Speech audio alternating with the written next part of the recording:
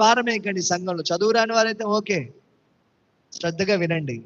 కానీ చదవగలిగిన వాళ్ళు చక్కగా టక్మని బైబిల్తో పరిచయం ఉండాలి మీకు.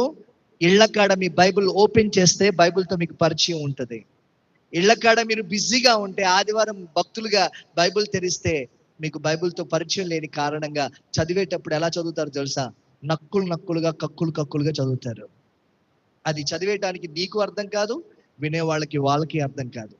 బైబిల్ చదివేటప్పుడు చాలా క్రమంగా చదవాలి. అది సంఘానికి ఘనత.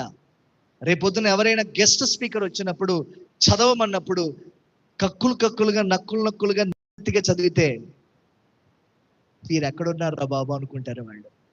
వీళ్ళ జ్ఞానం ఇంతే, వీళ్ళు మట్టివారిగా ఉన్నారు, ఇంకా మహిమకు ఇంకా సిద్ధపరచబడలేదు అంటారు.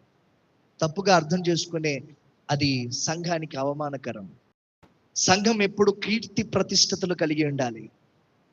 డబ్బుతో అది రాదు కీర్తి ప్రతిష్టతలు, గొప్ప మందిరాలతో అది రాదు సంఘానికి కీర్తి ప్రతిష్టతలు.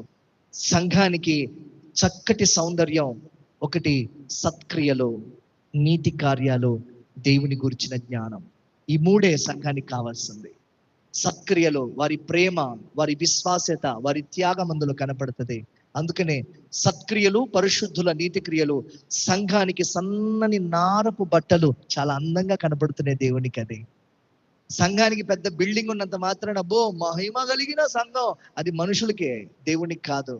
మనుషులకి ఏదైతే ఘనమైనదో దేవుని దృష్టికి అది అల్పమైనది, అసహ్యమైనది. దేవుని దృష్టికి మిగుల విలువ కలిగింది మనం ఆసక్తితో ఆపేక్షించాలి. దేవుని సన్నిధి కొన్ని సంవత్సరాల నుండి వస్తున్నావు, బైబిల్ చదవటం ఇంకా సరిగ్గా రాలా, నీకంటే అవమానకరం ఇంకెందుకు? నేను మిమ్మల్ని డిస్కరేజ్ చేయట్లేదు, మిమ్మల్ని రేపుతున్నాను, మీలో పౌరుషాన్ని పుట్టిస్తున్నాను. చదువు ఉంది, నువ్వు బాగా మాట్లాడగలవు, కనీసం 2 సెంటెన్సులు కలిగిన వచనాన్ని నువ్వు చదవటం రాకపోతే యు ఆర్ వేస్ట్, వ్యర్థం. నీకేదున్నా వ్యర్థమే, యు ఆర్ షేమ్.